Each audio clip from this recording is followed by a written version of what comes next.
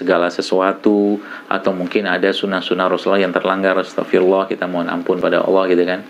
Contoh makannya terus menerus makan dalam keadaan berdiri, atau makan minum dengan dalam keadaan berdiri bahkan pakai tangan kiri, atau ada juga orang zaman sekarang makan minum sambil berdiri sambil berjalan gitu kan, pakai tangan kiri lagi, tangan kanannya pegang handphone. Waliyahzubillah.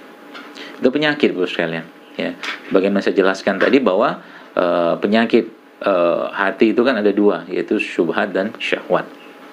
Nah, dua hal penting yang saya sampaikan tadi berupa kebaikan ilmu ya, pemahaman ya tentang agama ini, itu akan menjadi makanannya untuk dia. Jadi misalkan berarti kalau penyakit, misalkan kita bicara tentang penyakit bakhil ya atau pelit gitu kan, maka obatnya apa?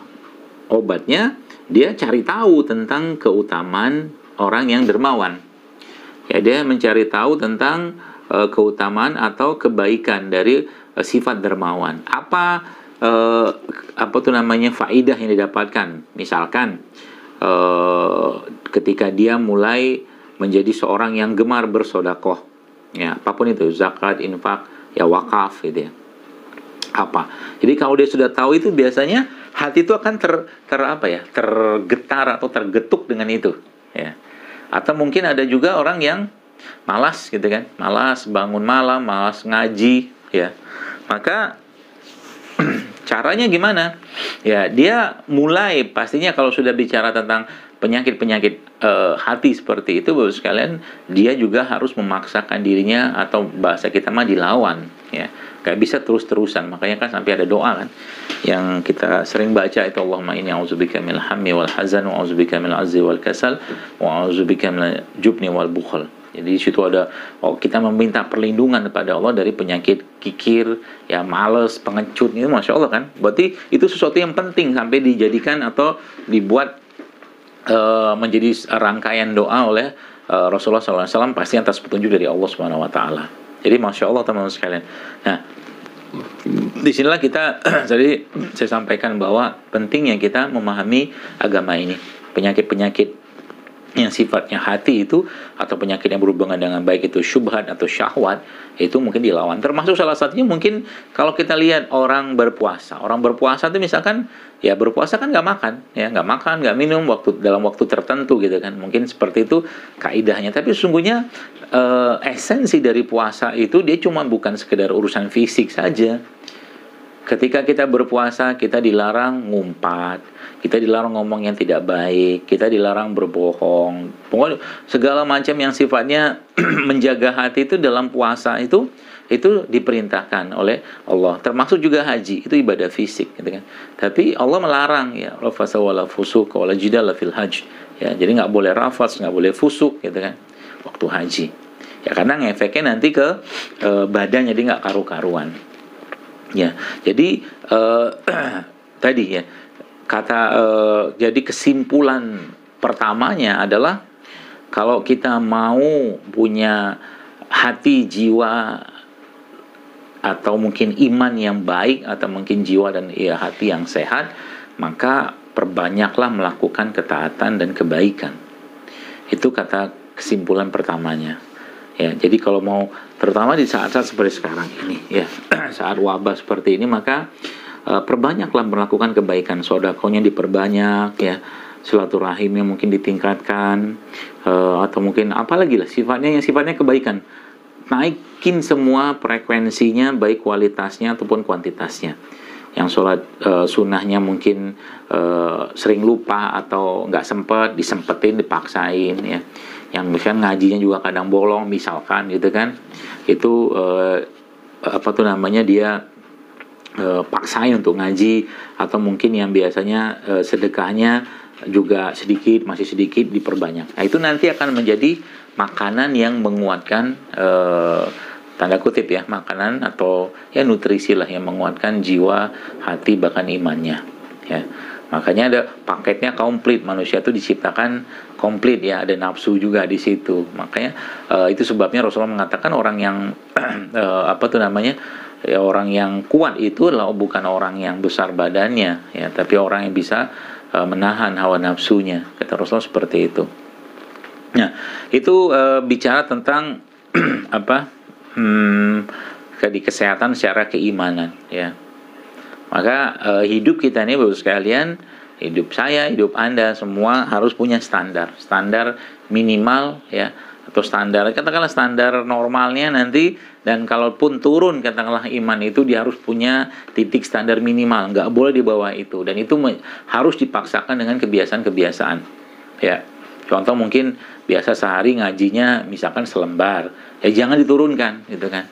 Atau biasanya ngajinya mungkin setengah juz, ya, mentok-mentok ya seperempat juz gitu kan, itu standar minimal. Itu tuh jangan diturunkan, sebab kalau itu diturunkan akan ada efek ke yang lain lagi, ya. Kalau itu diturunkan akan ada efek ke bagian yang lain lagi gitu kan. Itu yang disesalkan atau mungkin disayangkan nanti. Nah, sekarang kita meneruskan ke apa tuh namanya bahasan tentang fisik, ya. Tadi saya jelaskan bahwa Islam, ya, atau mungkin kita, ya, itu yang perlu kita pikirkan baik-baik itu sebenarnya adalah mengapa seseorang itu gampang sakit, ya. Mengapa seseorang itu gampang terkena keluhan-keluhan lah. Jadi sakit itu kan kumpulan keluhan. Maka kalau sudah ngerti mengapanya, nanti bagaimananya kita bisa perbaiki, ya. Kita tahu misalkan salah satu yang menyebabkan lemahnya tubuh kita ini adalah terlalu banyak makan misalkan. Ya, maka itu dibatasin, ya. Kita tahu bahwa selain banyak makan, ya, di luar yang tadi yang tidak halal misalkan gitu kan, ada juga misalkan makannya yang tidak baik, yang tidak diperlukan tubuh atau tidak sehat. Ya, dan kita tahu, ya, mungkin nggak usah dijelaskan lah gitu kan, Bapak Ibu sudah paham sendiri, ya, sudah paham sendiri mana yang sehat, mana yang tidak sehat gitu kan. Misalkan kita mungkin sering saya bahas gitu kan, gorengan misalkan gitu kan, ya, gorengan kita tahu nggak sehat, boleh nggak dimakan? Boleh, sekali-sekali kalau pengen boleh, tapi bukan tiap hari makan gorengan, ya. Atau mungkin seorang itu tiap hari gitu kan, pagi siang malam minum teh manis pakai gula gitu kan, ya, kalau sekali-sekali gitu kan buat pengen-pengenan ya silakan, tapi tiap hari gitu kan minum teh manis ya nggak bagus buat tubuh gitu loh. Nanti di situ ada penyakit kan sebenarnya kan, ada penyakit yang mungkin tadi ya, entah syubhatnya entah syahwat tadi yang muncul dalam dirinya atau mungkin dalam jiwanya, ya. Nah, kalau mengapa ini sudah kita kendalikan, ya, atau mungkin sudah kita dapatkan, baru kita bicara bagaimananya. Mengapa sih gampang sakit, ya? Oh, ternyata karena pagi siang malam saya lebih banyak makan yang miskin serat, tinggi karbohidrat, ya gitu kan. Oh, ini ternyata rasanya. Itu sebabnya kan sering kalau Bapak Ibu lihat video-video saya gitu kan, saya sampaikan kalau mau sehat ya kurangilah makan nasi gitu kan. Bukan nggak boleh, nasi halal, ya, nasi halal saja. Tapi ya masalahnya kalau karbohidrat terus-menerus masuk ke badannya, badan dalam keadaan ya berat ya untuk mencerna itu tadi. Ya, ini Masya Allah Bapak sekalian, ya. Ini mengapa ini menjadi hal penting, ya, yang menjadi menjadi titik kita bergerak lah gitu loh. Jadi mengapa sih gampang sakit? Oh, ternyata ini. Mengapa sih gampang sakit, ya? Atau mengapa saya nggak bisa menyesuaikan dengan keadaan cuaca, ya gitu kan? Panas sedikit demam, dingin sedikit macam-macam lah gitu kan. Jadi cuaca itu nggak ada yang benarnya, ya. Cuaca nggak ada benarnya. Jadi kebanyakan hari-harinya itu ya cuman sekedar tiap hari itu bahkan ada orang yang banyak loh, ada mungkin dalam seminggu itu mungkin 2-3 hari makan obat sakit kepala, batuk pilek segala macam. Ini nggak sehat gitu loh, ini nggak sehat, ya. Nah, banyak juga orang-orang yang mereka saya perhatikan gitu kan, setelah mengikuti apa yang saya sampaikan ini dan mereka menerapkannya, itu ternyata badannya recovery sendiri, badannya memperbaiki dirinya sendiri. Jadi Masya Allah tabarakallah seperti. Nah, sekarang kita lihat sekalian.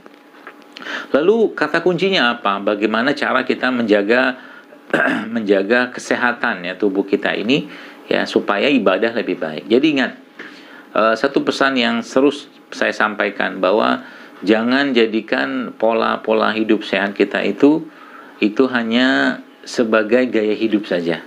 Tapi jadikan sebelum mungkin healthy lifestyle gitu kan, atau gaya hidup sehat itu sebagai bagian dari rasa syukur dan ketaatan kita kepada Allah Subhanahu wa taala.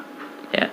Jadikan gaya hidup sehat kita ya, mungkin dengan dia mengkonsumsi produk-produk ciptaan Allah yang sehat dan baik itu menjadi bagian, dan niatkan dalam hati kita ya bahwa ya Allah, aku mulai mau memperbaiki kehidupan atau mungkin pola makanku, ya pola tidurku, pola minumanku, misalkan gitu kan, karena Engkau, supaya tubuhku lebih sehat dan supaya ibadahku lebih baik. Nah, ini niatan awalnya itu.